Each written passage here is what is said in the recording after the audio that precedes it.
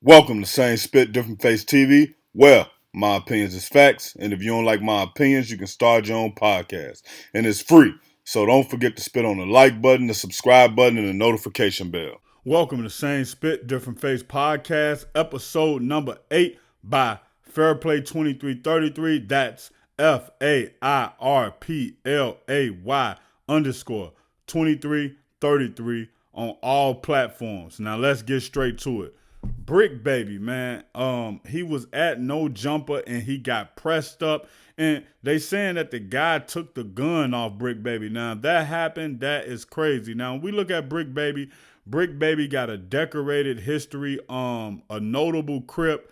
I might have heard some things from Bric Baby before, but the first time I really remember him, and this is in my memory right now, I remember him from when the Nipsey Hussle situation happened, and he basically talked about how, like, Eric Itty Cuz was his little man's and he raised him, and how Nip and Eric was cool, Eric Holder, and how this probably wouldn't have happened if he wouldn't have been in jail and all of that stuff like that. So I ain't gonna lie and act like I'm the biggest fan of Bric Baby, but when he first came out, I respected what he did because I felt like he was real. I felt like he always spoke from the heart. I felt like he always said what needed to be said. I felt like he was always one of them guys who just kept it thorough, or kept it 60, as he say. Now, when we look at the situation, he was at No Jumper.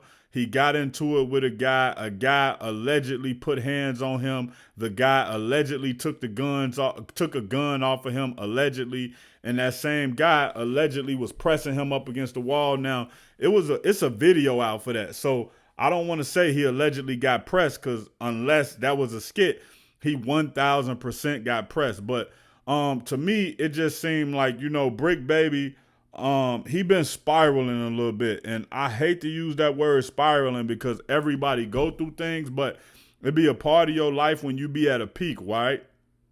And then if you start to fall off for what seemingly be no reason, and you start to get put in a position where people kind of look at you weird, and every time your name come up is in some controversy, you never in a good space, you never got good things going on, you always under scrutiny, then you can, and also we have to equate this with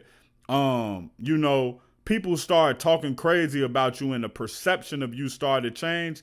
That's me saying, like, man, that boy life is unraveling. He not doing what he's supposed to do. But to be honest, man, I hope Bric Baby get it together. I think he definitely has a place in LA politics as far as like podcaster. He can definitely be a voice of the streets. I would love if he would actually go over there to Community or Figmunity, whatever they call it. And if he got under AD and worked with AD, I think he would be way better in the community. And I think he would be better able to, function and stay out of some of the drama. I think one of the biggest reasons he stay in drama is because Adam is one of those people who not only instigate drama, but he also pours fire on that drama, and then he pours gasoline on that drama. And the reason why is because Adam is white. He kind of know that he's not going to be anywhere where he going to have to get into it. He kind of know that he going to be able to play the security role. And that be the one thing I don't like about some of these white podcasters, some of these white content creators. They get into street business. They say street things. They say it's on site. They say it's up. They instigate this beef. But then when they out in public, they try to pay the, well, I'm not a street guy. I wasn't trying to be in the middle of the streets. I'm not trying. No, bro. Once you start putting yourself in the middle of that street business, whatever come with it, you got to stand on it. Now, let's just say if you say something you're not supposed to say, and then you just like, all right, that rapper or that person run into you, you like, yo, I said what I said. This is why I said it. I read it directly from the article. And, I didn't mean no disrespect. But I apologize, but if you took it as disrespect, I mean, it's disrespect. And then you got to take whatever come with that. But when you look at like the Vlads of the world and you look at the Adams of the world, they run around with security and they know that if you get into it with them, their security is going to shoot you or their security going to kill you. They don't really have to protect themselves. Now, when we speak of Vlad definitely talked about this story where a guy did a home invasion and he said he thought he killed the guy with his bare hands and all of this and that. I would like to know how the guy looked. How tall was the guy? What race was the guy? What was the guy background and makeup? Because it's a difference between almost killing a 5'7" guy with your bare hands than almost killing a 6'7" guy with your bare hands. It's a difference between almost killing a 6'7" lawyer or a 6'7" pen pusher with your bare hands than it is with killing a 6'4" regimented street guy, maybe did some prison time with your bare hands. So when Vlad be telling a lot of these stories, I appreciate them, but I be wanting to know some of the backstory. So when we get to Bric Baby, I would love for Bric Baby just to get away from Adam 22. I think that Adam 22 has helped him build his career, but I think he can actually do more away from Adam 22. He already have a name. And a lot of these creators don't understand that they want that upfront money, but it might take you a little time to build up your platform, but once your platform is built, you already got a voice, you already got a name, and once your platform is built, you good to go and you making a headway. So, Bric Baby, my advice to you would be get away from Adam 22 and start to rebrand yourself. And I know you're going to hate this, but I think the first part of rebranding yourself is, one, getting out of beef with Akademiks, because Akademiks carry the narrative on the internet. And so y'all could say that Akademiks is an internet nigga, or, you know, he ain't got no, he don't control nothing. But what ends up happening is that once the internet takes a narrative and they run with that narrative, well, the streets actually end up following that narrative, not on purpose, but what ends up happening is, let's just say with Meek Mill, DJ Akademiks called Meek Mill corny. Well, the street niggas is like, nah, Meek certified, Meek thorough, Meek this, Meek that. But then when Meek do something, Akademiks be like, see, I told you. And then the street niggas be like, nah, he thorough, you tripping, you just hating on him, you hating on him. Then he do something else, and Akademiks pointed out. And then before long, the internet and the proof, or what the perceived proof, is pushed so much by the internet that the street niggas who want to be on your side can't even take up for you anymore. And I think that's what Bric Baby is. It's been so many different things happening to him and around his name and with him that the people who want to stand up and say he's solid and that's my nigga and I rock with him, they kind of feel like they can't, because so much fool stuff is happening around his name. But I need Bric Baby to get that together. At this point, I don't really care about it, and it's going to be what it's going to be. But I want to know, y'all drop in the comments and let me know, who do y'all think won this Kendrick Lamar Drake beef? Basically, Drake has said a couple of things about Kendrick Lamar, and I feel like Kendrick Lamar has refuted a few of those things in his music video. Now, one thing I will say about the family situation, it's a possibility that Kendrick Lamar was estranged from Whitney, but after Drake did all this and tried to make a spectacle out of him, I could see Whitney coming back around for the betterment of the family, for the betterment of the kids, for all of that, to the point where, I could see Kendrick Lamar going to her and saying, listen, this guy's trying to destroy my career. I love you. We a family. Yes, I haven't done right in the past, or yes, we got some things we've been going through, but in order for me to stay on the track that I'm on, the trajectory, I need you to come back by my side and stand by us. And a lot of people think that's far-fetched, but we saw Hillary Clinton stand by Bill Clinton when he got that head in the Oval Office. And when a man is in a position of power, a woman is normally going to stand by him because of the lifestyle that come with him. Now, let's just be honest. Kendrick Lamar got a bag, right? And so Whitney could leave him and she could get a bag, but do you still have access to that lifestyle? We see a lot of NBA players' wives that they leave them and they may get $8,000 a month for child support. They may get $10,000 a month for alimony. The guy may have to pay for the child schooling, the Medicare, the dental, etc. Right? And he paying all these things that he have to pay, and he taking care of his business. But when she get to the club, she can't get right in. Why? Because if you're not with him, you're not getting in. We not letting you in, and then he don't patron our club anymore. And all of those benefits go away. So I'm not saying that's what Whitney is doing. I'm just trying to give y'all a different perspective. But me personally, I think that Kendrick Lamar lost. But the longer this drags out and Drake doesn't say anything back, I think that Kendrick Lamar is starting to win. I think that video helped pump him up a lot. Now, is he using bots or not? It's a possibility, but until you got some full-fledged proof that he's using bots, I can't say that he's using bots. I just don't know. I know that it looked weird the way his numbers was going up on some of those songs, but at the same time, I can't say whether it was or not. But drop below in the comments and let me know, who do y'all think won, Kendrick Lamar or Drake? Rest in peace to Jacksonville rapper Julio Foolio. Now, when we look at this situation, man, this is crazy, but it looks like they're going to have somebody brought in soon. And maybe not soon as we want, but definitely soon. One thing I always tell y'all, and I'm always going to drop this gem on y'all, you're not going to get away with killing anybody famous. You're not going to get away with killing a pillar of the community. That could be your local mayor. That could be your local man who pass out food around the community. And you're not going to get away with killing somebody who's famous, beloved, or somebody that's popular with a big, large fan base. The only way you get away with killing any of those people is if it's a inside job and it's a bigger cover-up. What do I mean by inside job?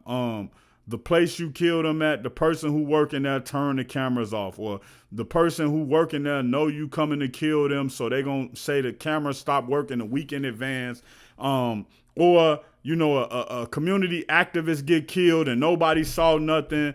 His car was parked on this block where wasn't no cameras at. The route that he went, nobody can find a film to, like, that's inside job. Somebody possibly in the government or possibly in law enforcement or possibly with a lot of power got them out the way. So when we look at this Julio Foolio situation, it's 1,000% going to be solved. And a lot of people are saying who they think it is, but I don't want to speculate into that. But it was a stream going around. And, you know, when this one guy was saying all these things to these people on that stream, they were basically hearing everything that was going on. They were muting themselves. You could kind of read their lips. And then they say one person got shot in the ankle. Well, it was a person who was on this stream sitting in the bed with like a cast on or something who everybody believed got shot. And they believe he was the one who got shot in the ankle. So it's definitely going to go down. The only thing that they trying to figure out is if it's going to be a RICO. Are they going to tie everybody into it? You know, people who affiliated with this person, maybe somebody put some money on this person. And now once you get that murder for hire, that becomes a RICO because we can tie everybody into this. Hey, this person did this killing not on his own accord, but he did it to further his status in the gang. And he did it to get a payout. And this person is taking his legal music money and buying illegal drugs, and he passing it out to people. And because he's passing it out to people, he they plug, or he's the one who calling shots because he got all the money. So it's easy to get caught up in that little RICO. So, man, I wish these rappers learn, but we all had to go through learning pains. We all had to go through growing pains, and times just keep changing, and it gets harder and harder on, you know, people who make mistakes as we go along. And I don't just mean black people, white people, Hispanic people, women, men, anybody who make mistakes. It gets harder on you in life as life goes on and as life become more progressive because people are less forgiving. Like, even when you look at I'll say this. People are less forgiving depending on who the person you hurt or who the person you did something to. But overall, life is becoming less forgiving, and the penal system, the criminal system, the judicial system is becoming less forgiving. Back in the day, I got older homies who would say like, yo, I used to catch a gun case and I would bond out for like $200 or $300. I would bond out with the cash that I had in my pocket, or I would get locked up. I would give them a different name. As long as I was out by the morning, they wouldn't know who I was. And by the time they realized I had a warrant, I would be back on the streets. I'm out of jail because I gave them a fake name. So now you ain't doing none of that. You're not giving them a fake name. They're going to run your name through the system. They're going to look up your tattoos. They're going to look at your last known address. They're going to ask you, is your mama name XYZ? They're going to ask you, have you ever stayed in XYZ? They're going to match it up with your ID. There's so many different ways now where you're not going to be able to get away with a lot of the stuff, man. So when we look at this, man, and I ain't just talking about drill in Jacksonville. I'm talking about drill everywhere. And I say this all the time, man. If you're going to destroy yourself in the process of destroying somebody else, it's not worth it. Now, when we look at the situation with Julio Foolio, yeah, Julio Foolio gone, but a lot of these other guys are about to go to jail and they're about to be wrapped up in the case. So it's like you literally crashed out, and you crashed out at a Holiday Inn, allegedly. Somebody went into the hotel to ask if Julio Foolio came yet. Allegedly, these people were already at the Airbnb. Allegedly, some girls gave them the drop, or some girls knew they was there. It's just so many different allegedlys, and these allegedlys are lining up to what's being seen on film and what's being said around the Jacksonville area. So my advice to everybody is that, hey, man, I know that, when people get killed and murders happen and blood gets spilled, you can't go back from there, but it gotta start somewhere, man. And I think the most important thing that people can do is they can agree to disagree. You don't like me, I don't like you. You be over there, I'ma be over here. If you diss me, I'ma diss you back, but I'm not finna come to your hood looking for you. You don't come to my hood looking for me. But if I catch you dangling on my side of town, it is what it is. And if you catch me dangling on your side of town, it is what it is. And maybe that'll cause some retaliation. But I mean, it's gotta start somewhere. It's gotta be like neutral ground. Yo, we all can be here and everything gonna happen. But not only do they have to have these peace treaties, they have to have these peace treaties and stick to them. That's the one thing about it, man. But I just hate, like, Julio Foolio was only 28 years old, man. And when I look at, my perfect example is, remember how 50 Cent was running around wilding? He was beefing with everybody. It was shootouts. It was this. It was that. And look at what 50 Cent is doing now, man. He got the G Unity Project. He gives back to kids in Africa. He gives back to kids in New York. He makes sure that they have better legal opportunities than he had. He's an author now. He's one of the most powerful black figures in television. He's also one of the most powerful figures in television now. And he's just a philanthropist. He's doing so much. Now, imagine if 50 Cent would have died at 28. Imagine if 50 Cent would have died at 23. A lot of y'all may not know this who listening to this, but Malcolm X used to be a pimp and a drug dealer, and his name was Red. They called him Detroit Red. Now, imagine if Malcolm X would have died at 22 or 23. Malcolm X would have only been a pimp and a drug dealer who went to jail, and he died, and we never would have got a chance to see him advance. So we never know what these people will be. And I had one of my uncle Norman, man, he told me this a long time ago. He said, man, when you kill somebody for no reason, well, he said when you murder somebody, and I don't want to get into the semantics, but I think murder is different than killing somebody. I think killing can be in the name of self-defense. I think killing can be, hey, you fighting me, I'm fighting you.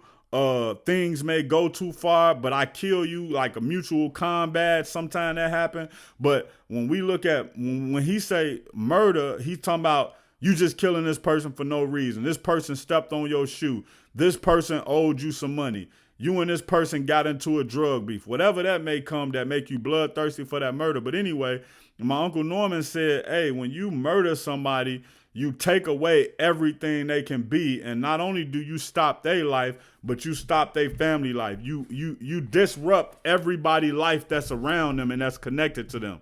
So when we look at this situation, we have to really be understanding that it's not just that person that died. And even when we look at these diss songs, man, when these people get on these diss songs and they diss the dead, now, I just feel like people gotta be better. They gotta do better, and they gotta get it together. But salute to all the rappers. Salute to all the young niggas out here. Hopefully they find out sooner than later, and hopefully they get a chance to live long enough to change their life. Some of them may not be able to change their life on the free world. Some of them may have to wait and change their life in prison and talk from behind the walls and give people perspective. But either way, man, I hope they get a chance to, live long enough to find their salvation and to be able to do good in this world before they leave this world. Bronny James has started Summer League, and it has been rocky. I'm talking about he scored 4 points in 21 minutes. Now, the thing that I don't like is that, LeBron is upset at the criticism he getting, but the criticism is right. I don't like when people say that you can praise somebody, but they don't want the criticism that come with it. And it's cool, you know what I'm saying? I understand that's your son, but you have to also be able to separate that and allow your son to be a man. You have to allow your son to face that criticism so he'll know how to deal with it. You can talk to him about the criticism behind the scene. That don't mean you don't have his back, but every time a media person says something about your son, you don't need to address it. And I'm talking about LeBron, and what that ends up doing is that'll end up start making players resent Bronny. Now, they won't say it now because of how powerful his father is, but behind his father's back, or behind the media back, or even as a private source, they'll tell the media, yo, we don't mess with the way Bronny is. Oh, he's a daddy's boy. His daddy always coming to his rescue. The crazy thing about this now is that when LeVar was doing the same thing and saying the same thing, because LeVar didn't have any power, because LeVar didn't have the type of power and resume that LeBron James have, everybody was able to criticize him. But if you look at him, his sons are actually better than Bronny James. His sons was actually the number 2 and the number 3 pick. But because of the way they acting, it's like, oh, okay, LeVar is saying too much. LeVar is doing too much. He's putting a target on his kid's back. I not one time besides Kendrick Perkins heard anybody say that LeBron is putting a target on Bronny back by saying Bronny is just as good as Steph Curry. Bronny can play in the league now. So now he's in the league. He's in Summer League. No, don't say people criticizing him too much. Stand on that business. Like you said, that Bronny was better than Steph Curry, so stand on that now. Don't get mad when people criticize him and act like, oh, it's too early. He's just a kid. No, he's not a kid anymore. He's an NBA player. He's making $7.9 million. And just like you want Bronny to do his job, and you want these people to give Bronny the space to have his job and do his job correctly, you got to get a media a possibility and a chance to do their job. You can't criticize everything. And I think he's setting up Bronny to have a rocky relationship with the media, because the media is not going to want to cover him in a little while, because if they say something good, oh, they're going to get all the praise. But as soon as they say something bad or indifferent, now LeBron is tweeting. LeBron is unfollowing them. LeBron is upset. But when people criticize these other young kids, LeBron don't say nothing about it. When people praising these other young kids, such as LeBron praise these other young kids, oh, that's good. They supposed to get that. And that's just not how life works. You got to take the good with the bad. You got to take the hooks with the jabs. You got to roll those punches. You got to get knocked down. And in the words of a great philosopher, he said, life knocked me down 7 times, but I got up 8. Dust myself off, got a job, got my daughter straight. So when things come at you in life, you got to be able to handle the adversity. And especially when you a man, you becoming a man, people looking at you as a man, you making $7.9 million. Your father shouldn't be coming to your rescue every time and trying to stop the criticism. What he should be doing is he should be getting in the gym with you and teaching you how to watch film, teaching you where you made your mistakes at. Now, Bronny not playing in the second Summer League game against the Warriors, I'm not upset with it, because guess what? That's exactly what the San Antonio Spurs did with Wemby. Wemby was having a bad game. He was having a bad Summer League. It wasn't looking that good. They set him out for a little while, probably worked him out, probably let him watch some film, let him come back against a lesser team where he can build up his resume, where he can build up his confidence. When he playing against a big man, they know that, is not more talented than him, that don't have the type of motor he have, that don't have the skill set he have, and he can kind of just dominate him. You let him come back and dominate him, and now it builds up his confidence. It tells him, man, I can do this NBA thing. Do you see what I just did to him? And then you let him continue to build off that. And once he had that good game, they set him out, and then they let him just wait till the season start, because you've seen all you can see. You can't. The media was criticizing you. You came back. You had a good game. Now you stop right there where you don't get no more criticism. And now every time they see you, it'll be the real deal. And once you get into the season, you playing with better players. So some of those shots that's contested or be wide open, because you getting it from a player who can get to the rim and finish better. So they have to collapse on them. Or when you get into the post, they can't double team you because you got a better shooter out there. So when I look at this, man, I think LeBron need to relax. Relax, Bron. Relax. Let Bronny be the man you raised him to be. Let him be the basketball player he want to be. You don't have to control his life because your life was controlled from high school. Bronny is not in the same circles you ran in when you was young. Bronny don't have to worry about boosters being around him because his father is a billionaire. Bronny don't have to worry about getting his family out of poverty and being the greatest basketball player ever. Bronny just has to work on being the best Bronny he can be. And if you don't allow him to get this criticism, how will he ever understand to overcome this adversity? So once again, LeBron, relax. DJ Akademiks told everybody, listen, the Drake haters, he sent a message to the haters of Drake. He said, yo, y'all don't come back around when he back on top. Now, one thing I will say is that, Drake gave a lot of hit out to people. He gave a lot of help. People were on their last leg of their career, or people wasn't even in the process of becoming anything in music. And Drake gave them a feature and their career blew up, or it prolonged their career, or it gave them their first number one, all these type of things. So this Kendrick Lamar thing is a fad, right? And I look at it from the perspective, whether you think Kendrick Lamar won or not, that don't matter to me. When we get down to the nitty gritty, all of those people who came on stage and had shared that moment with Kendrick Lamar not giving them no features. Kendrick Lamar not doing no Compton compilation. Kendrick Lamar, he does an album every 5 years, every 4 years. Kendrick Lamar pops out only when it's time to shoot an album. So all of these guys who have to live and get their livelihood off music, while Drake is doing some type of music all year round, he's doing features, he's dropping mixtape, he's dropping Lucy's, he's doing albums, he's doing features with you guys. You guys benefit from that. But when Kendrick Lamar goes back into his cubbyhole after he dropped this album or whatever he do with this situation, Drake will still be out here making music. Drake will still be out here breaking Billboard records. And you guys will have to sit back and try to figure out how to hold your career up when Kendrick Lamar saying no to the feature, or when Kendrick Lamar not signing a release on the feature, and all of y'all jumped out to say Kendrick Lamar is the greatest, or Kendrick Lamar killed Drake, or whatever. And I'm not saying you shouldn't say your honest opinion, but I'm saying to some of the people who have directly benefited from the Drake stimulus package, or not even that, they've been running around like them and Drake as buddies and best friends. Now you get to a point to where you picking this side over that. I think one of the smartest people is 21 Savage. Him and Metro Boomin is homies. Drake is homies. And he was on a podcast where he say, yo, if my homies beefing, I have to stop it because I'm going to have to pick a side. I feel like a sucker if I'm playing both sides. But when it came down to it, when you look at the business of it, Metro Boomin is one of the hottest producers and Drake is one of the hottest rappers.